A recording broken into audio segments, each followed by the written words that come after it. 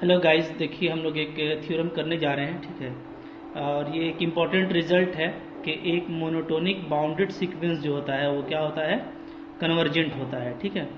यानी अगर आपके पास एक सीक्वेंस है जो मोनोटोनिक है, यानी स्ट्रिक्टली इंक्रीज कर रहा है या तो स्ट्रिक्टली डिक्रीज कर रहा है और बाउंडेड भी है, तो दो अगर प्रॉपर्टी जमा हो जाए कि मोनोटोनिक भी है और बाउंडेड भी है तो वो ऑलवेज कन्वर्जेंट होगा, ठीक है। ओके, बल्कि इसका कन्वर्स भी ट्रू है, इसको हम लोग नेक्स्ट थ्योरम में कर लेंगे। हाँ, तो या तो ये आपको ऐसे पूछ सकता है, और या तो इसका दो मतलब है। नंबर वन ये कि अगर मोनोटोनिक इंक्रीजिंग सीक्वेंस लेते हैं जो बाउंडेड एवव है, तो वो कन्वर्ज करेगा लीस्ट अपर बाउंड पे यानी सुप्रीमम पे, ठीक है।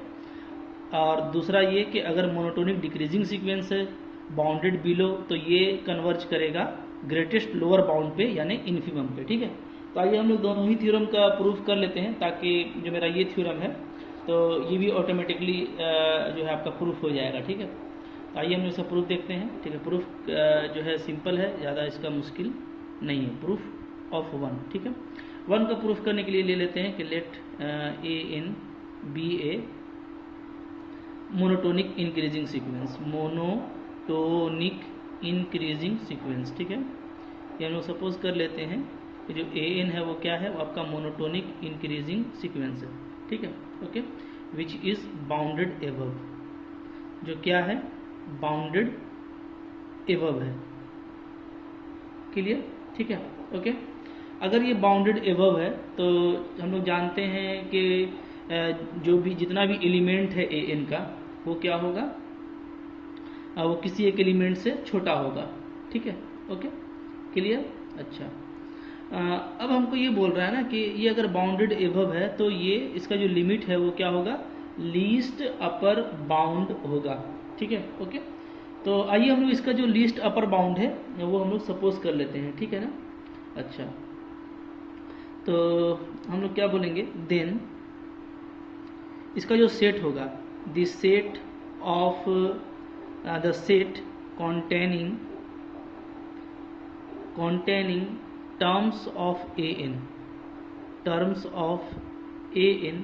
ठीक है, हैज ए सुप्रीमम बोलिए या बोलिए ग्रेटेस्ट लिस्ट अपर बाउंड, एक ही चीज़ है, ठीक है। से एम मान लेते हैं सुप्रीमम एन है।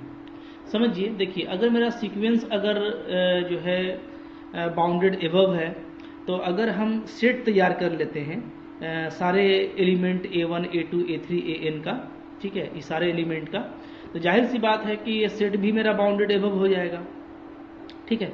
और अगर सेट बाउंडेड एबव होता है तो आपको पता है कि बाउंडेड एबव सेट के पास एक सुप्रीमम वैल्यू होता है, ठीक है ना। ओके, ये हम लोग पढ़ चुके हैं सेट थ्योरी में कि रियल एनालिसिस क्या होता है, जो रियल नंबर है वो आपका क्या होता है, कंप्लीट होता है, यानी अगर वो बाउंडेड एबव है तो उसके पास सुप्रीमम भी होगा। तो मान लेते हैं इसका सुप्रीमम क्या है, एम है, ठीक है। देन तब क्या होगा बोलिए, बाय डेफिनेशन ऑफ सुप्रीमम, ठीक है। सुप्रीमम बोलिए या बोलिए आप लिस्ट अपर बाउंड LUB, क्या हो जाएगा बताइए, जितना भी AN है वो किसी एक वैल्यू से क्या होगा, स्मॉलर होगा, ठीक है। चूंकि क्या है, ये आपका सुप्रीमम वैल्यू है, लीस्ट अपर बाउंड है for all n belonging to natural number, ठीक है। एंड और क्या होगा, ये चूंकि सुप्रीमम है तो जहां हम इसमें कुछ कम करेंगे तो क्या होगा, कोई ना कोई एक AN इससे ग्रेटर हो जाएगा, ठीक है। फॉर एटलीस्ट या लिखते हैं या सम लिखते हैं, at least 1 n belonging to natural number, ठीक है। यही सुप्रीमम का डिफिनीशन है, आप पहले इसको देख चुके हैं। ओके, कि सुप्रीमम अगर कोई है तो इसका मतलब क्या है कि वो सारे किसी न किसी एक वैल्यू से जो है छोटा होगा, और चूंकि ये सुप्रीमम है यानी अपर बाउंड का लीस्ट है, तो जहां हम उसमें और कुछ कम करेंगे, ठीक है, तो वो क्या हो जाएगा, उससे कोई ना कोई एक AN का वैल्यू जो है वो क्या हो जाएगा, ग्रेटर हो जाएगा। ये आपको हम समझा चुके हैं पहले, अगर आप मेरा वीडियो सुप्रीमम और इन्फिमम वाला देखे हैं तो आपको ये क्लियर है, ठीक है। अच्छा, तो ये देखिए, इसको हम ले लेते हैं 1 और इसको हम ले लेते हैं नीचे वाले को 2, इस डिफिनेशन को, ठीक है। अच्छा, अब देखिए यहाँ से हम लोग क्या क्या लिख सकते हैं, ठीक है। वी कैन राइट फ्रॉम 1, अगर 1 का यूज़ करें तो हम लिख सकते हैं क्या कि ए एन जो है वो less than m plus epsilon होगा for all n belonging to natural number, ठीक है।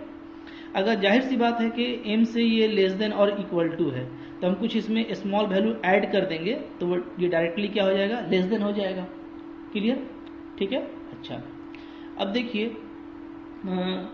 ये तो हो गया 1 से। एल्सो हमारा जो सीक्वेंस ए एन है वो क्या है, वो है आपका इज लिखा हुआ है इंक्रीजिंग सीक्वेंस, ठीक है। ये इंक्रीजिंग सीक्वेंस है। इसका मतलब क्या है, इसका मतलब ये है कि आपका A1 से ग्रेटर है A2, इससे ग्रेटर है A3, इससे ग्रेटर है A4, लाइक दैट, ठीक है। किसी स्टेज पर AN0 मिलता है तो इससे ग्रेटर है AN0+1, ठीक है ना। इस तरीके से ये आपका रनिंग कर रहा है, ठीक है। अब आप ध्यान दीजिए कि ये जो चीज़ है ये तो हमेशा बाउंड्री पे होता है, ठीक है, एक स्टेज पर होता है कि जो सुप्रीमम वैल्यू है, तो सुप्रीमम वैल्यू में अगर हम कुछ माइनस करें तो ये ग्रेटर हो जाएगा फॉर एटलीस्ट 1 n, कम से कम एक n तो हमको मिलेगा। तो सपोज कर लेते हैं ये जो n है ना, ये मेरा n0 है, ठीक है। लेट ये जो प्रॉपर्टी 2 है, ठीक है, लेट द एबव कंडीशन 2, ठीक है, ये आपका होल्ड करता है, holds for n equal to n0, ठीक है। वो जो कम से कम एक n पे ये होल्ड कर रहा है, तो मान लेते हैं कि वो n मेरा क्या है, n0 है, ठीक है। ओके, देयरफॉर हम क्या लिख सकते हैं, देयरफॉर हम लिख सकते हैं, ठीक है, देयरफॉर आप लिख सकते हैं क्या, 2 इम्प्लाइज 2 जो है आपका, वहाँ पे आप क्या कीजिए, n के जगह पे n0 रख दीजिए, क्या आ जाएगा, AN0 is greater than m minus epsilon, ठीक है। यहाँ तक आ गए, क्लियर है। अच्छा, अब देखिए यहाँ पे मैंने एक इक्वेशन, ठीक है, 1 आपको दिख रहा है, ये 1 है, ये 2 है, इसको हम 3 ले लेते हैं, ठीक है, लेट इट इज 3, ओके। तो ये 1 हो गया, ये 2 हो गया, ये आपका 3 हो गया, क्लियर है। अच्छा, अब देखिए यहाँ पे अगर हम लोग ध्यान दें तो क्या होगा, जैसे AN0 आपका greater than m minus epsilon है, ठीक है। तो इस सीक्वेंस का यूज़ कीजिए आप, ये जो सीक्वेंस हमको दिया हुआ है, क्योंकि AN0 से तो ग्रेटर है AN0+1, इससे ग्रेटर होगा AN0+2। तो अगर AN0 ही मेरा इससे बड़ा है तो हम क्या लिख सकते हैं, दिस इम्प्लाइज हम लिख पाएंगे कि AN0, ठीक है, AN0 greater than m minus epsilon, ठीक है। ओके, ठीक है, AN0 greater than m minus epsilon, ये तो था ही, ठीक है। यहाँ से क्या क्या बात आने लगेगा, इम्प्लाइज AN0+1 ये भी ग्रेटर होगा m माइनस एप्सिलॉन से, ठीक है। AN0+2 ये भी आपका ग्रेटर होगा m माइनस एप्सिलॉन से, और ये इस तरीके से चलता जाएगा। क्योंकि जो सीक्वेंस है उसमें आप देख रहे हैं कि AN0 अगर बड़ा है तो AN0 से तो बड़ा है AN0+1, तो ये भी इससे बड़ा होगा, ये इससे भी बड़ा है तो ये भी बड़ा होगा। तो हम क्या लिख सकते हैं, दिस इम्प्लाइज हम लिख सकते हैं सिंपली कि AN बड़ा हो गया m माइनस एप्सिलॉन से for all n greater than equal to n0। यानी जब हम n का वैल्यू n0 से बड़ा लेंगे या बराबर लेंगे, जैसे n0 ले रहे हैं या n0+1 ले रहे हैं, n0+2 ले रहे हैं, ठीक है, तो अब इस सब वैल्यू के लिए हमको ये मिल रहा है, ठीक है, क्लियर है। इसको ले लीजिए आप इक्वेशन 4, ठीक है। अब देखिए हम इक्वेशन 3 और 4 को ऐड कर रहे हैं, ठीक है। ओके, तो फ्रॉम इक्वेशन है हमारा actually, from in equation 3 and 4 अगर आप देखिएगा तो देखिए 3 में क्या है, 3 में आप देखिए कि 3 में AN आपका m प्लस एप्सिलॉन से छोटा है फॉर ऑल, ठीक है, और मतलब कि ये पूरे नेचुरल नंबर के लिए है। और ये आपका देखिए एक स्टेज के बाद है, A N M minus epsilon से ग्रेटर है, ठीक है। तो कॉमन दोनों का क्या हो जाएगा, कॉमन ये हो जाएगा कि एम माइनस एप्सिलॉन से देखिए ए एन बड़ा है 4 में, और 3 में एम प्लस एप्सिलॉन से छोटा है, ठीक है। और दोनों का कॉमन क्या हो जाएगा, तो कॉमन हो जाएगा for all n greater than equal to n naught, ठीक है, क्लियर, ओके। इसलिए कि 3 में ऑल नेचुरल नंबर था, ठीक है, और 4 में आपका एन नॉट के बाद है, तो दोनों में कॉमन कौन होगा, जैसे मान लीजिए ये है, ठीक है, ये मेरा फ्लो है, ठीक है। तो पहला वाला जो केस था वो फॉर ऑल के लिए था, और बाद वाला जो है वो आपका एन नॉट के बाद के लिए है, तो कॉमन तो यही ना हुआ, क्लियर है, ठीक है, ओके। तो ये हो गया। अब हम लोग यहाँ से क्या लिख सकते हैं, यहाँ से हम लिख सकते हैं इसको डेफिनेटली क्या लिख सकते हैं कि ए एन माइनस एम जो है वो क्या है, लेस देन है एप्सिलॉन, ठीक है। इसलिए कि जब आप इसको खोलिएगा तो वही आएगा, खोल के देख सकते हैं, ठीक है, for all n greater than equal to n naught, ठीक है। तो एम क्या था आपका सुप्रीमम वैल्यू, और ये जो डिफिनीशन है ये क्या बता रहा है कि ए एन जो सीक्वेंस ऑफ ए एन है, ठीक है, उसका लिमिट क्या है, एम है, that is sequence a N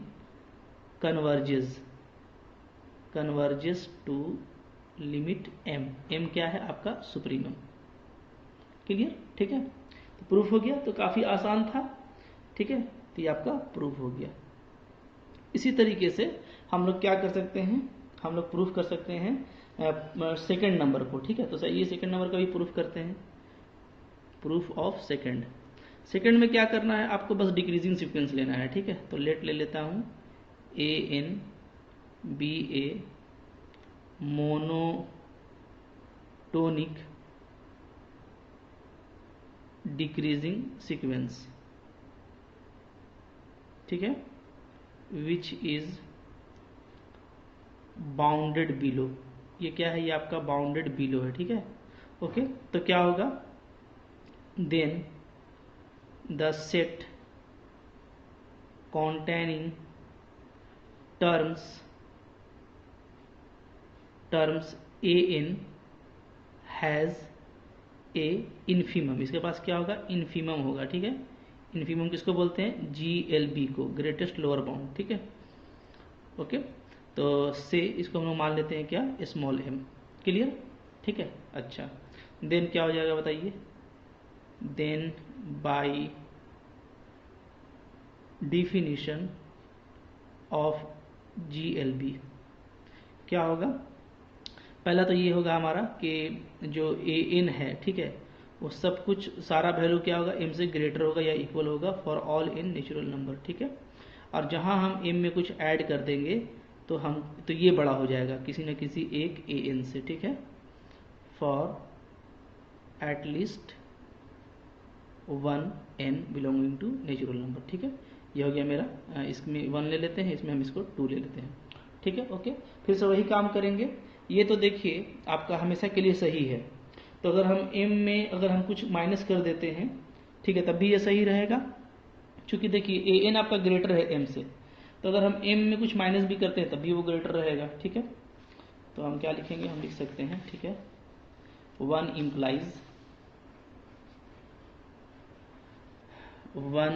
implies 1 से ये इम्प्लाइज हो जाएगा क्या कि an आपका ग्रेटर रहेगा m माइनस एप्सिलॉन से, पहले इक्वल टू था, माइनस करने से इक्वल टू हट जाएगा, सिर्फ ग्रेटर आ जाएगा, ठीक है, for all n belonging to natural number, ठीक है। एंड सिंस आपका क्या है, आपका जो an है वो क्या है, वो डिक्रीजिंग सीक्वेंस है, इज डिक्रीजिंग सीक्वेंस, ठीक है।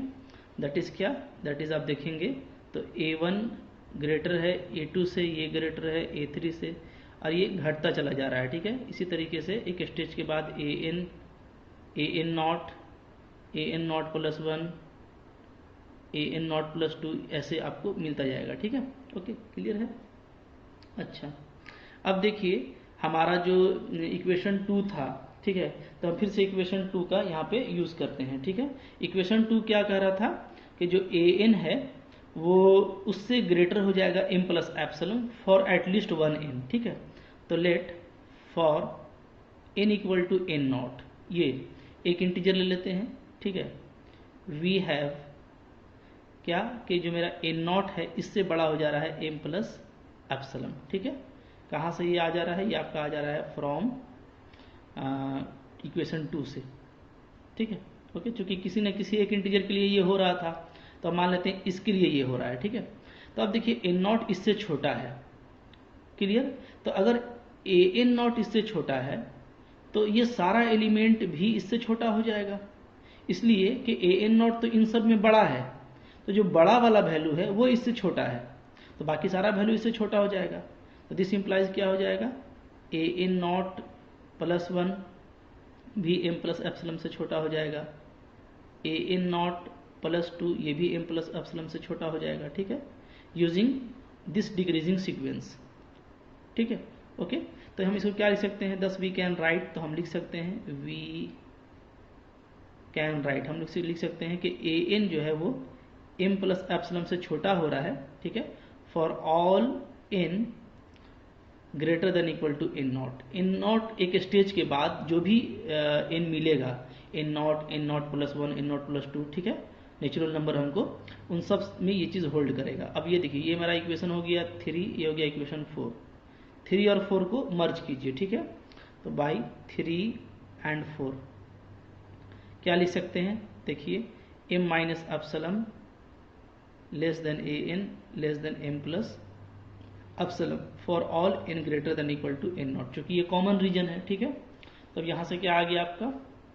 यहाँ से ये आ जाएगा, आप लिख सकते हैं इसको क्या कि ए एन माइनस एम जो है वो क्या है? लेस देन एप्सिलम है for on n greater than equal to n naught. तो ये अब आपका देखिए लिमिट का डिफिनेशन आ गया कि एक स्टेज के बाद ए एन क्या है? एम के करीब होता जा रहा है। दिस इंप्लाइज क्या हो जाएगा?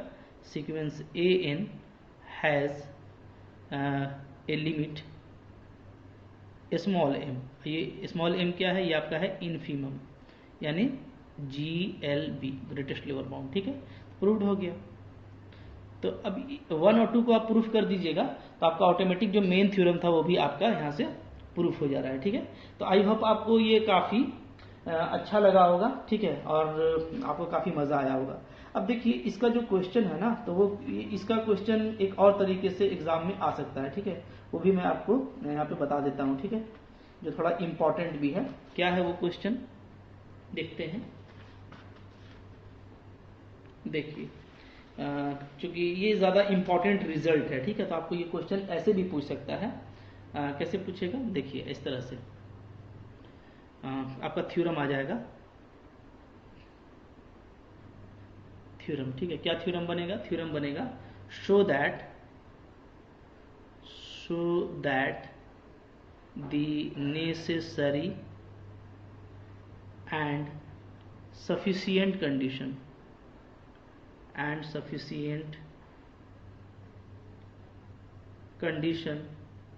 for convergency, ठीक है, for convergency of a monotonic sequence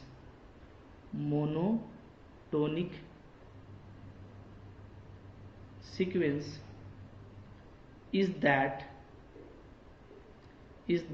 it is bounded, ठीक है। ओके, ये देखिए ये इसे आपका थ्योरम आ गया ना। तो ये जो थ्योरम है आपका, ये थ्योरम क्या है, ठीक है, ये जो थ्योरम है हमारा, ये क्या कहता है, ठीक है, ये कहता है ना कि कोई भी मोनोटोनिक सीक्वेंस जो है वो कब कन्वर्ज होगा? जब ये बाउंडेड होगा, ठीक है। नेसेसरी भी है, सफिशिएंट भी है, यानी क्या? यानी अगर आप मोनोटोनिक सीक्वेंस लेते हैं जो कन्वर्जेंट है, तो वो डेफिनेटली क्या होगा? बाउंडेड होगा। उसका उल्टा अगर आप एक कन्वर्जेंट सीक्वेंस लेते हैं जो क्या है? जो बाउंडेड है, तो वो डेफिनेटली क्या होगा? मोनोटोनिक होगा, ठीक है। तो ये जो है मेरा ये 2 पार्ट है थ्योरम का, और ये थ्योरम काफ़ी इंपॉर्टेंट है अगर एग्जाम में पूछे तो, ठीक है। इसको देखिए इस तरीके से भी ये पूछ सकता है और करके, कैसे? ए मोनोटोनिक सीक्वेंस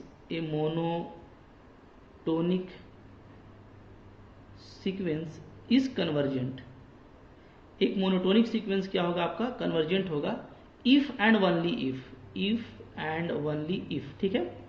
आपको पता है इसको IFF भी लिखा जाता है ना, इफ एंड ओनली इफ को। तो if and only if the sequence is bounded, ठीक है। तो इसको ऐसे भी पूछ सकता है कि एक मोनोटोनिक सीक्वेंस आपका कन्वर्जेंट तभी होगा जब ये क्या होगा, बाउंडेड होगा, ठीक है। तो देखिए काफी इंपॉर्टेंट हो जाता है ये रिजल्ट भी काफी इंपॉर्टेंट है। और आपको ये याद रखना है कि अगर मोनोटोनिक सीक्वेंस है तो वो कन्वर्जेंट होगा, ये जरूरी नहीं है, ठीक है। हाँ, लेकिन अगर आप ये प्रूफ कर देते हैं कि जो मोनोटोनिक सीक्वेंस है वो क्या है, बाउंडेड है, तो आपका काम फिर इजी हो जाता है, ठीक है। अब देखिए हम लोग कैसे इसको करने वाले हैं, ठीक है। जैसे अगर आप नेसेसरी कंडीशन करेंगे, हाँ, नेसेसरी कंडीशन अगर आप करते हैं, ठीक है। तो नेसेसरी कंडीशन में हम लोग क्या सपोज करेंगे कि जो मेरा सीक्वेंस है, मोनोटोनिक सीक्वेंस, वो कन्वर्जेंट है, ठीक है। Let a n is a monotonic sequence, ठीक है, एंड इज कन्वर्जेंट। और हम इसको क्या मान ले रहे हैं, कन्वर्जेंट मान ले रहे हैं, ठीक है। तो हमको दिखाना क्या पड़ेगा, तो हमको दिखाना पड़ेगा टू शो दैट, हम लोग दिखाएंगे कि जो ए एन है वो क्या है, वो है आपका बाउंडेड, वो क्या है, वो आपका बाउंडेड है, ठीक है। तो ये जो है ना काम हम लोग कर चुके हैं, ठीक है। मैं आपको सिर्फ यहाँ पे जो है क्वेश्चन मैंने लिख दिया है, हालांकि ये थ्योरम आप कर चुके हैं। ये थ्योरम क्या था, ये थ्योरम था जो हम लोगों ने किया था कि एवरी कन्वर्जेंट सीक्वेंस, ठीक है, वो हम लोग का थ्योरम था, every convergent sequence is bounded, ये, ठीक है। चूंकि जो भी कन्वर्जेंट सीक्वेंस होता है वो बाउंडेड होता है, ठीक है। तो हम लोग, आप यहाँ पे क्या करेंगे, आप यहाँ पे ये थ्योरम को पेस्ट कर दीजिएगा, ठीक है। पेस्ट, क्या थ्योरम आपको पेस्ट करना है यहाँ पे, जो हम लोगों ने प्रूफ किया था, proof of every convergent sequence is bounded, ये आपको यहाँ पे लिख देना है, ठीक है। ये थ्योरम हम लोगों ने इसके पहले वाले वीडियो में शायद प्रूफ किया है, ठीक है। ये थ्योरम आप देख लीजिएगा जहाँ पे था कि proof that every convergent sequence is bounded, ठीक है, जिसमें हम ये दिखाए थे कि कन्वर्स ट्रू नहीं होता है, यानी हर बाउंडेड सीक्वेंस कन्वर्जेंट नहीं होगा, लेकिन अगर सीक्वेंस कन्वर्जेंट है तो वो बाउंडेड होता है। तो यहाँ पे मोनोटोनिक भी दिया है, तो मोनोटोनिक का कोई मतलब नहीं है, ठीक है। हमको मोनोटोनिक से अभी कोई काम नहीं है, क्योंकि कन्वर्जेंट ही आप कह रहे हैं कि कन्वर्जेंट है, तो आप उसको बाउंडेड प्रूफ कर सकते हैं ये थ्योरम यूज करके, ठीक है। तो नेसेसरी पार्ट आप ऐसे कर लेंगे, ओके। अच्छा, अब इसके बाद है आपका सफिशिएंट कंडीशन, या बोलिए कन्वर्स पार्ट ऑफ थ्योरम, ठीक है, कन्वर्स पार्ट। तो जो कन्वर्स पार्ट है उसमें हम लोग क्या करेंगे, उसमें हम लोग पहले लेट ले लेते हैं कि लेट, ठीक है, sequence a n, okay, is a monotonic sequence which is bounded, जो क्या है, जो आपका बाउंडेड है। तो आपको क्या दिखाना पड़ेगा, आपको दिखाना पड़ेगा to show that sequence a n is convergent. तो आपको इसमें ये दिखाना है, ठीक है। और ये थ्योरम आपने अभी किया हुआ है फौरन से, इससे पहले जो मैंने थ्योरम कराया है, ठीक है, कि जिसमें हम लोग मोनोटोनिक इंक्रीजिंग सीक्वेंस को और मोनोटोनिक डिक्रीजिंग सीक्वेंस को दोनों को कन्वर्जेंट दिखाए हैं, ठीक है, ओके। तो आप उसको करेंगे। तो यहाँ पे आप क्या करेंगे, यहाँ पे आप पेस्ट कीजिएगा, यहाँ पे आप जो आप थ्योरम आपको याद है वो वाला, ठीक है, क्या अभी जो हम लोग प्रूफ किए हैं, प्रूफ ऑफ, ठीक है, जस्ट प्रीवियस थ्योरम। ये थ्योरम में दो पार्ट था, 1 था और 2 था। स्ट्रिक्ट मतलब कि अगर बाउंडेड एबव है, मोनोटोनिक है, बाउंडेड एबव है, तब वो जो है सुप्रीमम पे कन्वर्ज होता है, ठीक है। और अगर मोनोटोनिक है और बाउंडेड बिलो है, तब वो इन्फिमम पे कन्वर्ज होता है। ये आपको दिखा देना, ठीक है। तो ये दोनों आप यहाँ पे दिखा देंगे तो आपका काम हो जाएगा, ठीक है, क्लियर है। इस तरीके से आप यहाँ पे इन दोनों को कर लीजिएगा। तो देखिए इतना बड़ा थ्योरम तो एक साथ नहीं पूछता है जल्दी, क्योंकि ये फिर आपके लिए बड़ा क्वेश्चन हो जाता है, ठीक है। अब से पहले ऐसा क्वेश्चन आता था 8 मार्क्स का कि ये पूरा काम करना पड़ता था, क्योंकि एक थ्योरम तो ये करना पड़ेगा यहाँ पे जो मैंने पहले किया हुआ है, फिर अभी जो दो थ्योरम, हालांकि अगर आप थोड़ा फास्ट करेंगे तो हार्डली ये 10 मिनट का है, लेकिन अब चूंकि सेमेस्टर वाइज में 8 मार्क का इतना बड़ा क्वेश्चन नहीं आता है, तो उम्मीद है कि जो मैंने पहले छोटा छोटा करके आपको क्वेश्चन कराया है तो वही क्वेश्चन आएगा। ठीक है, एक बात आप ध्यान रखिए कि ऐसा मत सोचिएगा कि बहुत ज़्यादा मटेरियल है। मटेरियल देखिए कम है, बस आपने जो थ्योरम पढ़ा हुआ है वही बहुत सा थ्योरम आगे आपका पेस्ट होता जाता है, उसी का यूज होता जाता है। जैसे ये जो इतना इंपॉर्टेंट थ्योरम आया, इस इंपॉर्टेंट थ्योरम को आप पहले कर चुके हैं। ठीक है, जो है अलग अलग पार्ट में, तो बस उन दोनों को यहाँ पे मर्ज कर देना है। ठीक है, तो आई होप आप लोग समझ रहे होंगे। इसको आप कॉपी कर लीजिए, अच्छे से समझ लीजिए। ठीक है, थोड़ा सा रिवाइज कीजिएगा, प्रैक्टिस कीजिएगा, तो बहुत इजी है। जैसा मैं पढ़ा रहा हूँ आपको काफ़ी ये इजी लगना चाहिए। ठीक है, क्योंकि मैं बिल्कुल नेचुरल वे में आपको रियल एनालिसिस समझाने की कोशिश कर रहा हूँ। ओके, तो इसको देखते रहिए, और अब इसके बाद कुछ इसका एप्लीकेशन वगैरह है, उसको हम लोग फिर नेक्स्ट वीडियो में कंटिन्यू करेंगे। ठीक है, अच्छा एक छोटा सा थ्योरम और है, तो वो थ्योरम जो है छोटा सा, उसको हम लोग कर लेते हैं यहाँ पे। ठीक है, देखिए इतना इंपॉर्टेंट ये थ्योरम नहीं है। ठीक है, पहले मैं बता दे रहा हूँ, हाँ, तो ज़्यादा इंपॉर्टेंट नहीं है, तो आप उसी तरीके से मटेरियल जो है इसका यूज़ कीजिएगा। मेरा बताना इसलिए ज़रूरी है कि जब आप आगे जाएंगे और कंपटीशन वगैरह फेस करेंगे तो आपको फिर ये कॉन्सेप्ट भी यूज़ आएगा। ठीक है, क्या है थ्योरम, देखिए मैं यहाँ पे थ्योरम भी एक कर ही देता हूँ, छोटा सा थ्योरम, ज़्यादा बड़ा नहीं है। थ्योरम है, ठीक है, थ्योरम कहता है if sequence a n converges to 0, ठीक है, and sequence b n is bounded, okay, then sequence of their product यानी ए एन बी एन, ठीक है, कन्वर्जेस टू 0। तो आपको भी एक अच्छा रिजल्ट लग रहा होगा। ठीक है, और ये क्या बता रहा है कि अगर आपके पास एक सीक्वेंस ऐसा है जो 0 पे कन्वर्ज करता है और एक सीक्वेंस आपको सिर्फ बाउंडेड है, इतना पता है, तो फिर दोनों का प्रोडक्ट जो है 0 पे कन्वर्ज करता है। ठीक है, देखिए प्रूफ इसका सिंपल प्रूफ है। ठीक है, कैसे करेंगे, सिंस क्या है, सीक्वेंस बी एन आपका क्या है, इज बाउंडेड। ठीक है, ये बाउंडेड है। ठीक है, हेंस क्या होगा बताइए, देयर एग्जिस्ट, कोई भी एक पॉजिटिव नंबर एग्जिस्ट करेगा m greater than 0, okay, such that क्या होगा, जो एवरी एलिमेंट होगा बी एन का वो क्या होगा, वो आपका उसका मॉड जो है वो लेस देन m होगा। शॉर्ट में ऐसे लिख सकते हैं। ठीक है, क्योंकि ये अपर बाउंड है लोअर बाउंड है, इस पर हम लोग बहस नहीं कर रहे, बाउंडेड है तो इसको हम लोग ऐसे लिख सकते हैं। ठीक है, okay, for all n belonging to natural number. Clear, ये हो गया हमारा 1। अच्छा, अब देखिए ए एन मेरा कन्वर्जेंट है। ठीक है, सिंस क्या है, सीक्वेंस ए एन ये आपका कन्वर्ज कर रहा है, कन्वर्जेस टू 0, ये आपका 0 पे कन्वर्ज कर रहा है। ठीक है, देयरफॉर क्या होगा बताइए, therefore two epsilon greater than 0 we have, क्या लिखेंगे, a n minus 0 less than epsilon. ठीक है, for all n greater than equal to m, जहाँ m मेरा क्या है, वो भी आपका एक नेचुरल नंबर है। ठीक है, कोई ना कोई स्टेज पे ऐसा हो जाएगा। ठीक है, तो यहाँ से आप इसको ऐसे लिख सकते हैं कि that is a n less than epsilon, ठीक है, for all n greater than equal to m। ये हो गया हमारा इक्वेशन 2। ठीक है, अच्छा, अब आइए, चूंकि इन दोनों में क्या कॉमन है, ये आपका ऑल नेचुरल के लिए है, ये एक स्टेज के बाद है, तो दोनों में ये कॉमन है। ठीक है, तो for n greater than equal to m हम क्या कर सकते हैं, अगर हम a n into b n का मॉड का बात करें तो a n into b n का मॉड क्या होगा, तो मॉड में a n into b n ऐसे लिखेंगे। ठीक है, अब 1 और 2 दोनों को यूज कीजिए, तो आप देखिएगा कि ये लेस देन हो जाएगा, ओके, m, और ये लेस देन है एप्सिलॉन, तो m इंटू एप्सिलॉन ये हो जा रहा है। ठीक है, ओके, क्लियर।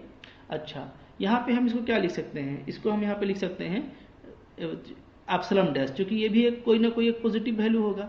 ठीक है, फॉर सम एप्सिलॉन डैश जो है वो क्या है आपका m इंटू एप्सिलॉन है, और m भी पॉजिटिव है और एप्सिलॉन भी पॉजिटिव है, तो ये क्या हो गया हमारा, पॉजिटिव हो गया। ठीक है, 10 हमको क्या मिला, हमको ये मिला कि जो ए एन बी एन है वो लेस देन एप्सिलॉन डैश है।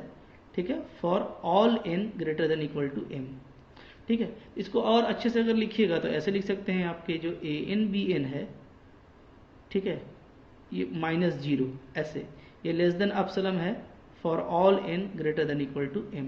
अब ये देखिए ये लिमिट का डेफिनेशन आ गया कि an bn का कोई सीक्वेंस है जो 0 पे कन्वर्ज करता है आफ्टर ए स्टेज, तो हम क्या लिखेंगे, दिस इंप्लाइज, ठीक है, sequence an bn converges to 0।